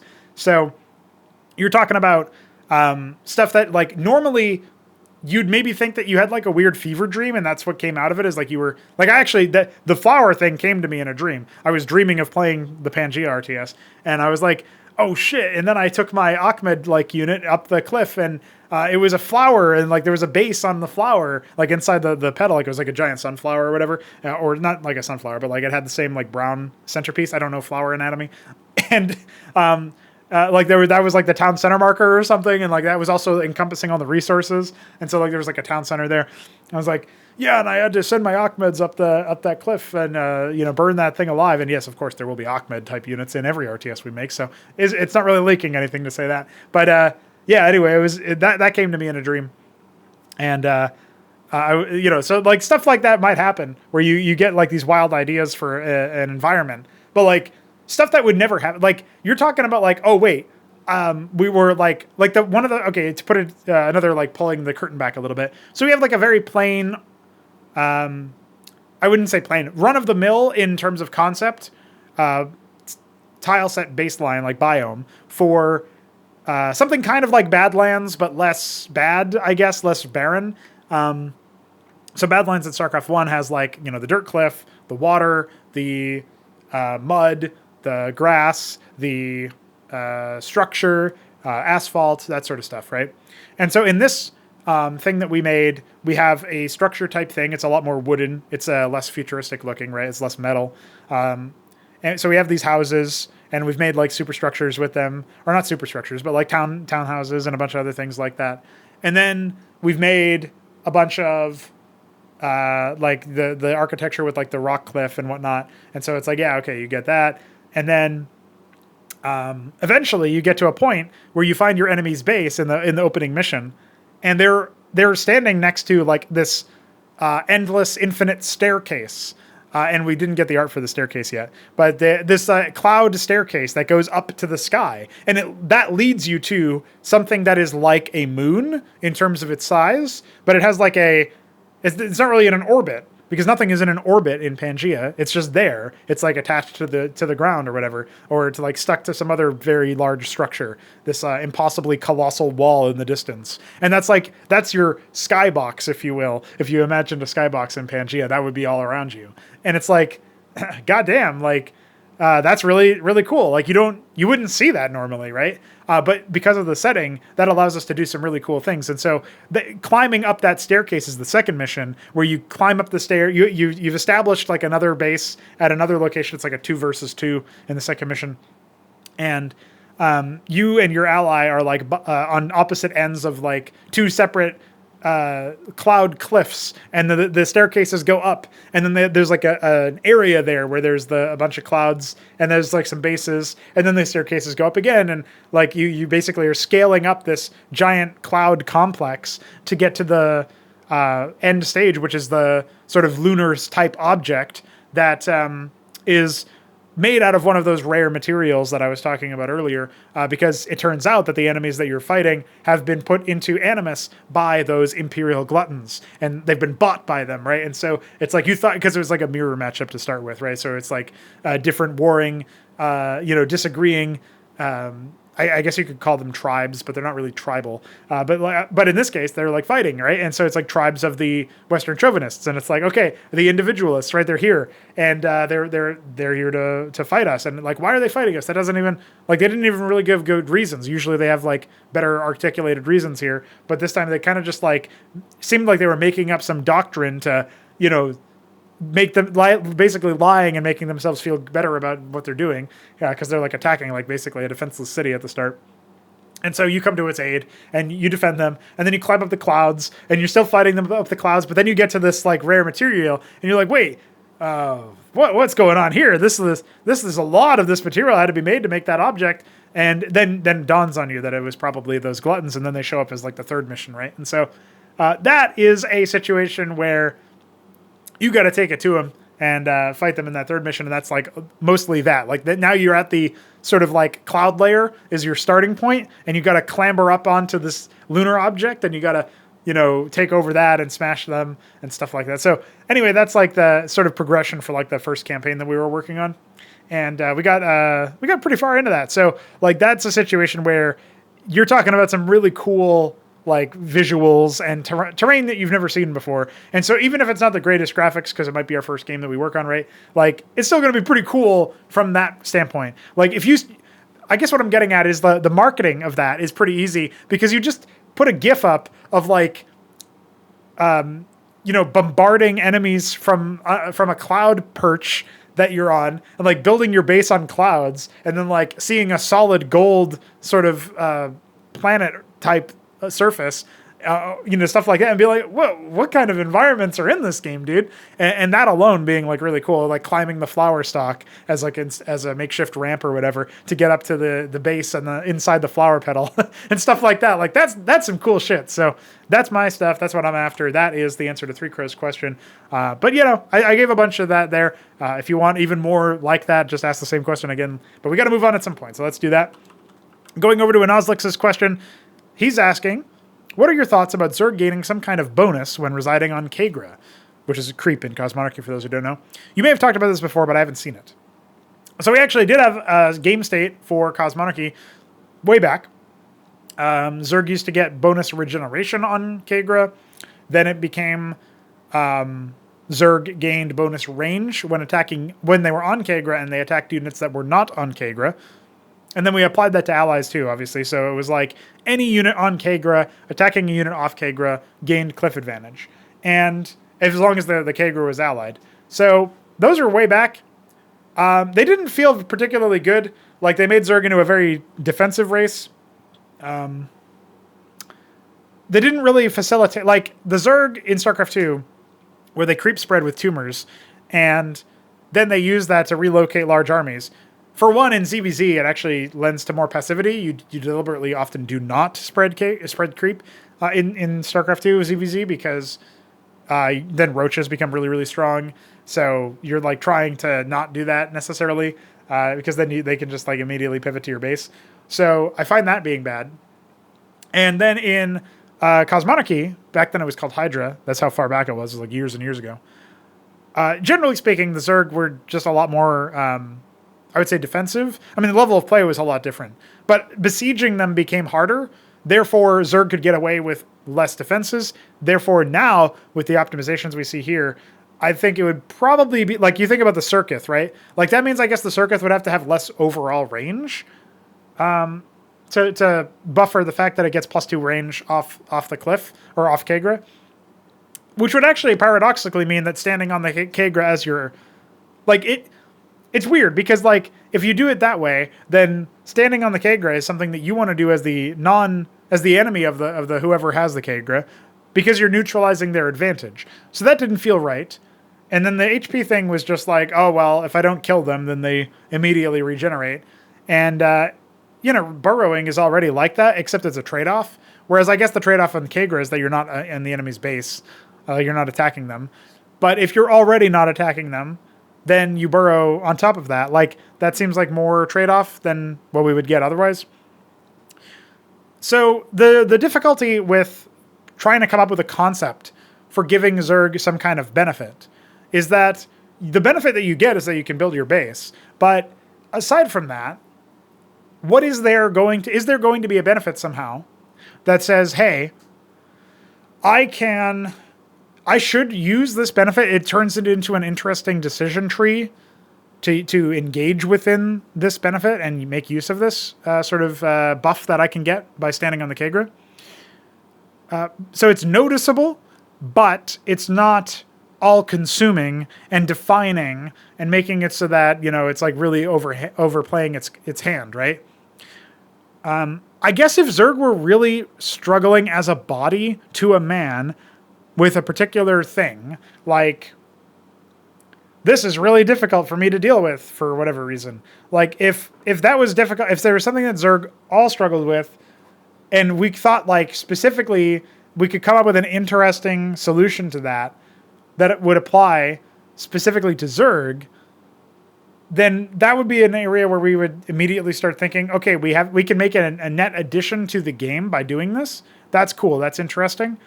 But I can't think of anything like that, so I don't know what the purpose of the change would be now, besides, oh, this is design space we aren't using, but, like, is it actually going to add to the game? I'm not sure. I can't say for sure that it would. And if we were going to do that, I would need an example of a buff. Somebody would have to pitch to me an idea that would be a buff, but not overwhelming and not underwhelming, just the right amount of whelming. So that needs to be the kind of thing that we think about, and I have not come up with something, and we've tested a couple of things as mentioned, but I haven't come up with anything that feels good. If you make the HP bonus too low, then it's basically not noticeable. And if you make the HP bonus too high, then it's basically it's overwhelming, as mentioned before, where it turns the Zerg into a very, like, they just get free regen, right? More than they already had. And that feels bad for sieging and for other things. So that was no good. I didn't like that much. And then you also have to factor in that for Zerg in particular, it's always going to affect structures because they're always on Cagra. And for units, it's going to be more variable. So you got to factor that in too. For a while, it was like, if you took there's another thing that we tried, which is if you mutated a unit like a Zethar into a Vorvakor, that unit would train faster on Cagra than not. And then there's also that parasitic excision used to just be brood spawn. And if you spawned it on Cagra, you would get double the brood spawn. So you went from 3 to 6, something crazy like that. Whereas if you cast the ability off Cagra, then you would only get 3. So, like, those were kind of interesting ideas, even if they were very niche. But those are the examples of things that didn't really do anything. They didn't move the needle. They weren't very, very powerful. But they also weren't very, like, the powerful things didn't have much counterplay. So that's just the way that we went. I'm sure it's possible to have made something better, but we didn't. And now it doesn't feel like we need to. It feels like it was surplus to requirements to begin with. So there you go. All right, it's Jesse's turn to ask a question. He asks, do you feel there's room to innovate in economy or resource gathering? Do you have any examples of ideas or implementations you like, even if they're not something that's a good fit for Cosmonarchy? Well, I would say it's funny because the economic model for Cosmonarchy has recently come under a little bit of scrutiny, and people are talking about potential alternatives or like ways to change it that would make it somewhat better and improve pacing and stuff. I've always been resistant historically, and especially recently in the last year, to large sweeping mechanistic changes because of what they mean for the development of the game. The fact that basically strings us down to even more development for something that like is coming to a point where it's already balanced to some degree. But well, anyway, we'll talk a little bit more about that in the next episode because I do want to spend more time on the economics. So this might be something where we revisit this exact question or this kind of question, but not in a coffee sense. But I will say that we're talking about innovation as opposed to just things to change about Cosmonarchy. So innovation, is there room to innovate? Well, of course there is room to innovate. But one thing that I think would really benefit a lot of games is if they didn't make it so that the way to harvest resources was different between races or factions or civilizations or anything like that. Anytime you have I have a strong dislike for anything where this is a resource that only one race can harvest because they're the only ones who see it or use it or whatever. Because that necessarily means that for one, now every map has to account for this one race instead of this being effort that a map maker is going to place into something that will be beneficial for all the races. And for another, you're talking about a situation where when the more things that are unique in execution to one race, the less interactive it usually is. Like, if I can't use that, the only thing I can do is deny that. Whereas if I can use it and deny it, that's a richer decision tree, richer baseline input for a more interesting and engaging experience. So I don't like anything that's exclusive. I also don't like anything where you have like I said, a complex, different level of like in Warcraft 3, Night Elves entangle the gold mine and acolytes for undead haunt the gold mine. And then that's kind of similar, but even the way that the workers operate is different because the workers are internal harvesting for Night Elf and external harvesting for Undead. And also they use different workers for lumber, which is completely different than the other races. And then Night Elves harvest wood, harvest lumber without cutting down the trees, but they harvest it slower. But they don't have to return it. So that's like, it maths out to be the same. Now, this might come across as a little bit hypocritical because obviously the artisan returns resources immediately with no need for a town center. And that's a Cosmonarchy Protoss advanced worker. But hey, the key detail there is advanced. It's not the baseline one. And also, it doesn't break the rule of harvesting via a worker.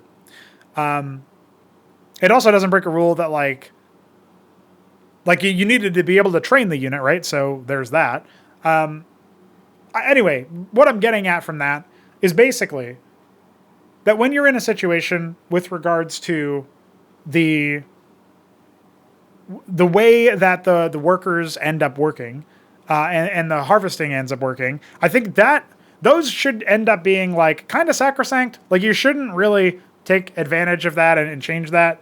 I think the economic model, it being stable in that way, like you still have so many other things you can edit. You can make it so that some workers are ranged. You can make it so that some workers are faster or slower. You can make some workers fly. You can make some workers, return immediately.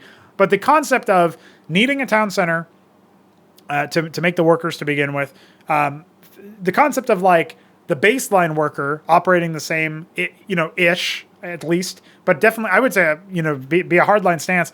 All the workers operate the same for as far as harvesting goes. And maybe they have their own different things like repair and more HP for the mason, shields and slightly ranged attack for the scribe, and then burrow, worker consumption. Like the construction methods can be different. That's fine. I like that. But the harvesting being the same is very, very important. So those are two things I don't like. I don't like when the harvesting is gimmicked on a per race basis. I don't like when there's something exclusive to a specific race, because I like a resource that's entirely exclusive. So that being said, innovation is a hard word to apply to this sort of thing. I mean, like, I don't think I was being innovative when I made the artisan behavior. I think I was just doing something that, like, I just counted the example of the night elf worker harvesting lumber, and that being the exact same behavior, basically. So,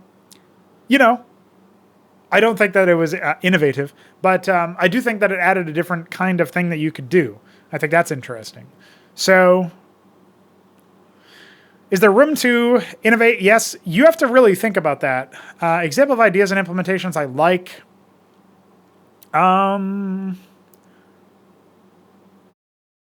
Well, the concept of an advanced worker is always interesting to me, and I think the mule in StarCraft 2, even though it's stupid that it's an energy-gated ability, and you can call as many of them down as you want at any point, and their timed life, I think that's all of that aspect is dumb, but the fact that it harvests more resources than per return, that's interesting.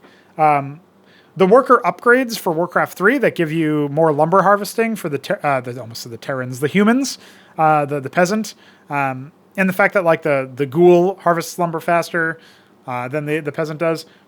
I think those two are interesting changes. But again, I would be thinking of those as advanced lumber harvesters or harvesters in general. The concept of a harvester that's better at non-construction aspects is interesting. So it's specifically good at harvesting like the mule is, but mule also repairs faster, I think. It definitely repairs at the very least, but I'm pretty sure it repairs faster than a mason, or an SUV rather, in StarCraft 2. So anyway, I think those are some examples of certain things that I like, and the degree to which they could work in Cosmonarchy, no, I think they probably could. Like, Veek was talking about a worker that, a land-based worker that's slower to move, but builds and repairs faster. Something like that could be kind of interesting. It's like a heavier armored unit, too, so it's like a frontline constructor, basically, is like how you could think of it as.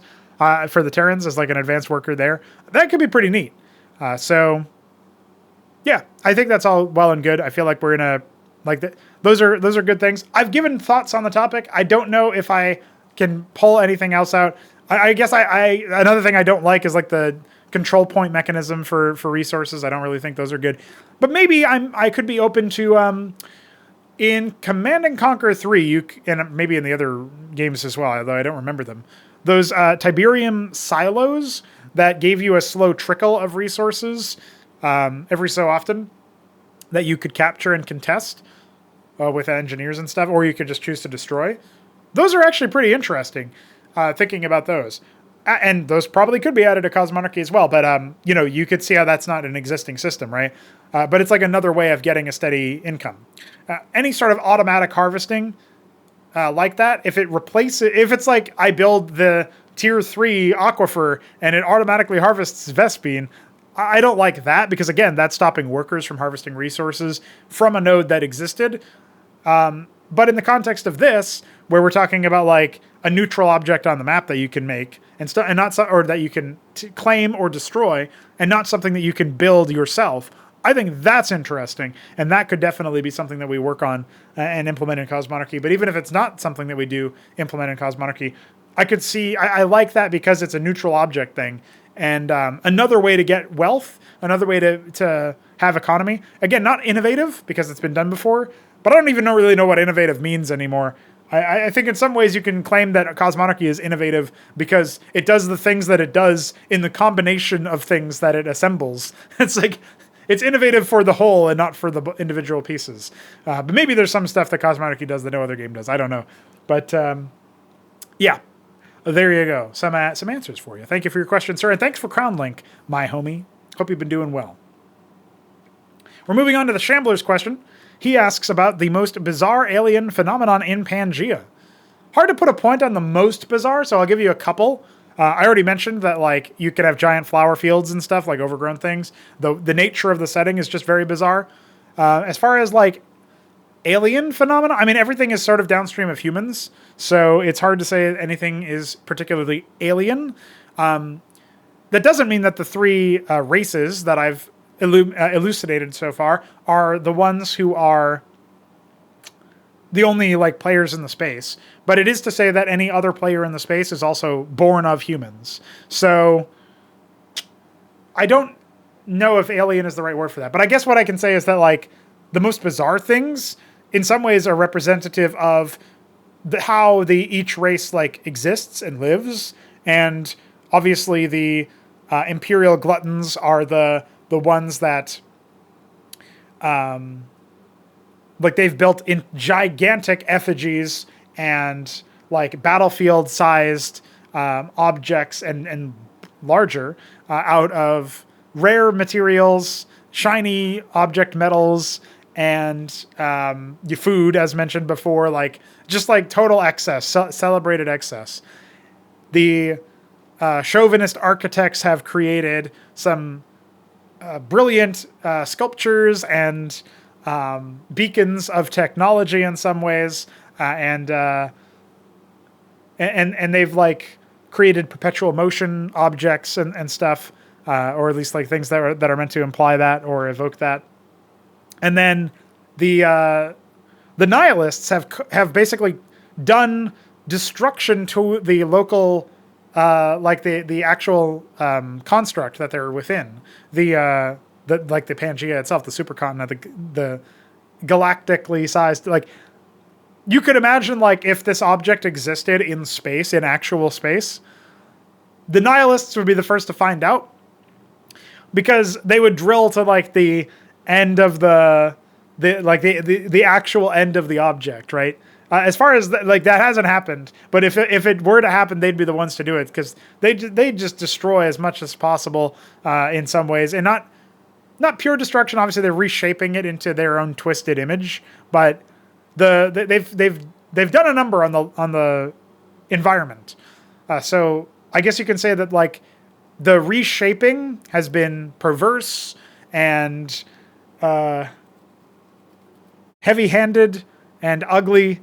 But those are like, you're going to see some really bizarre creations, corpse piles and things like that. Just like utter, like things that you would turn your nose up and, if you were faced with it. And so, I guess those are some strange, bizarre phenomenon that you would potentially come across in Pangea that would turn your head. But I think a lot of the stuff I said here, the cloud cities and the cloud constructs or whatever, the giant flower fields, the food planets, all that stuff would turn your head. So hopefully you got your money's worth out of this segment here, Shambler, because I'm talking a little bit about Pangea for 2 of the last 4 questions before yours. So check that out. Lucifirius asks, what's your favorite Meskism? Well, my favorite Meskism, I had to think about this. I've known Mesk for a long time. I've watched his content for a long time. My brother, I introduced my brother to Mesk via the Heavenly Sword playthrough, where he was able to pick up individual enemies, I think, and throw them like a spear. And when doing this, he shouted, "Meat torpedo." And the meat torpedo line will never, I will never forget meat torpedo. So I don't know if that's my favorite Meskism because it's not exactly a common thing. It's just something he said in that one playthrough. I don't know if it's ever been brought back, but I'll say meat torpedo. I think that's the thing that I think about first a lot of the times. So I bet that was something you weren't expecting because you probably never watched that, but good shit. HitEmUp is going to give us our final question. It's actually a bit of a two-parter here. So he says, have you ever thought of implementing a King of the Hill style show match, like the old Team Liquid King of the Hill? 2 players are selected, and they play a best of 9. The winner stays on for the next week or month. And basically, every week or month, you'd have a different, head-to-head battle. And I guess this would be like a clan thing. So this would mean that the USCM would throw, say, the Shambler or 3-Crow up, and then Ass would throw, I don't know, Arbuz Buddha. Well, no, Arbuz isn't an Ass. HitEmUp, or HitEmUp's an Ass man now. HitEmUp or Biddy B. We'd have to keep it within the same class, obviously, or like same range in general. But we could basically do something like that where we create a show match, and it's specifically a best of 9.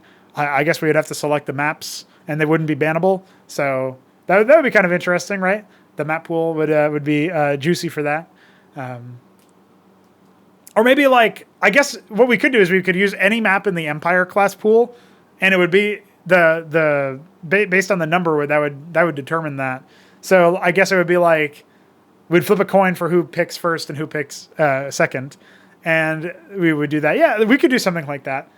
I guess when there's no big tournament going on, it would be easier to organize something like that as a show match. And whether we would make it a sequence, I guess that would be fine. We don't have that many high-level players in USCM, but Gerald Storm is playing more often now, so maybe he could take on, I don't know, I'm trying to think about an Ass player who Gerald Storm could duke it out against, since those are the 2 clans we have that are active. If Krankendow is still here, I would use, or Ecalypso, I would say that it could be Gerald Storm versus Crank or something, some ZVZ antics that could be pretty interesting. Or maybe we decide it doesn't have anything to do with the clans, and we simply say, let's get everybody, let's organize a team of players that are of relatively the same caliber or whatever. And we go down the list, right? And we say, each team would nominate their first player blindly to me. And maybe something like that, right? And I would deploy that. I don't know. That could be kind of interesting. I'll have to think about it, and we'll talk about it in general as a community. See what we come up with. The second part of HitEmUp's question is, he's interested in seeing my view on the current map pool. He asks, is there anything you're more interested in seeing or testing out? I understand that a lot of players are pretty set in their ways of gimme macro map, but I'm sure there are some interesting things that can be implemented that would create some crazy games. So this is the context of this question is after Rage Slave and Cold Sweat were added. And then obviously Rage Slave is a map that is very much not like the traditional macro maps. It has mineral only bases, which haven't really been used in Cosmonarchy too much. And those are your thirds. And the map is very open. It's obviously a 3-spawn map, which is a rarity for these for Cosmonarchy. So a lot about it is very different, and it does create some very different things. Obviously, I've also, when I first made Rage Slave, I experimented with 7 mineral mains and naturals. So that was also an experiment in something different. And yes, when you experiment with something different, Shambler knows this, a lot of people know this, people are resistant to that change. And I think that's fine. You only ask for a couple of games on a map anyways. If it lasts longer than that and people actively want to try it, then they will, and you'll get more impressions. Otherwise, they'll be like, all right, my good deed is done for the day. Now let's play... I was going to say Axiom or something. People don't play that too often anymore, but any mainstay map, Genesis Y would, I guess, be the new one, right? All right, let's go back to Genesis Y. So these are the kinds of things that you think about and the kinds of things that you do. And I think that's fine. As far as a specific thing I would be more interested in seeing or testing out as opposed to what we have right now, I think I definitely want to see more rotational symmetry, 4-spawn maps or 3-spawn maps in the pool. I think those are actually pretty good, pretty cool. I would say, I don't know, I quite like Paradise, and that's a rotational symmetry map. I quite like how some of the 4-spawn maps that I've done recently, that many of which have been ports, have taken shape lately. And I think that there's like cores of interesting games that could happen on, Iron Lung, as long as you don't get horizontal spawns. And also on Armature, once the middle is changed, I think it'll be very interesting to see. And like in general, I like the look of some of these maps that are a little bit more different, more distinct. And I would love to see how that one ends up going. So yeah, I guess it's just that. It's like, can we get more rotational maps? Can we maybe see how maps look if there are maybe pockets of more openness in the, like, one of the things that Cold Sweat does is the avenue of attack from the middle of the map to the third is kind of awkward because you have to go around this object in the middle. And I get that. I think it might be interesting if we have maps that are slightly bigger, but the pathway from third to third is more clear in like a 2-spawn situation, or I guess vertical/horizontal spawns in a 4-spawn map. If you have a situation like that where the map is big enough so that the rush distance isn't too easy, you could still lend yourself into some really interesting territories where big open army, like a big open area, serves big armies to fight each other. And it's harder to defend as a result, I guess. But maybe with the map size being big, or bigger than normal, that might help offset that to give you bigger armies more reliably. So that would be something I would like to see experimented with. But hey, who knows? We'll have to wait and see how it actually works out. But yeah, that's what I got for you, man. I actually do think that a lot of the maps that we have right now are pretty cool. We're going to have to see how things turn out after some of the changes that are impending after Tyrant's Tale. So I hope you guys will stick around for those and help us iron them out and see what comes of it from there. GG's, boys. That brings us to the show outro. I do want to say a few words at some point about the, I guess I can put it here, a couple of words about some forthcoming things. There will be a move that we undergo we have to get out of where we are currently housed here. Just myself, none of the other community members. My brother is here with us too, but my family and I will be moving to a new place. It'll be a bit cramped for a little bit because we have to wait for somebody else who's in the house to move to a different location as well. So rubbing shoulders with each other. We'll get very, very friendly, I'm sure. And we're going to be doing that for a little bit. So videos and development and stuff, I mean, besides a brief period where we're going to be packing a lot, making the move itself, straightening some things out and figuring out where we sit at the end of that period. Like, I estimate there will be some downtime. At max, it should be a week, like a couple days before and a couple days after. But I should be back online pretty, like, on the same day. We already have internet set up at the place because there was people living there before. So there's no issues there. As long as everything survives the journey, hardware-wise, we should be just fine, and I see no reason why I wouldn't. So, with all that said, just letting you guys know ahead of time that the middle of the month, the 15th, is when we have to be there by. So, middle of this month is going to be a little bit chaotic. You might see less uploads, less frequent streams, etc. Obviously, you've already seen some of those anyway because I've been busy trying to balance that. I've increased the work hours at my part-time so that I can offset some of the costs of moving and prepare in case anything does go wrong. So there you go. That is a little bit of an update. Of course, we will continue the infestation, continue other details that we need, continue the tournament and other content. And that is where I leave you. Ladies and gentlemen, it's been another episode of Pr0totype. GG.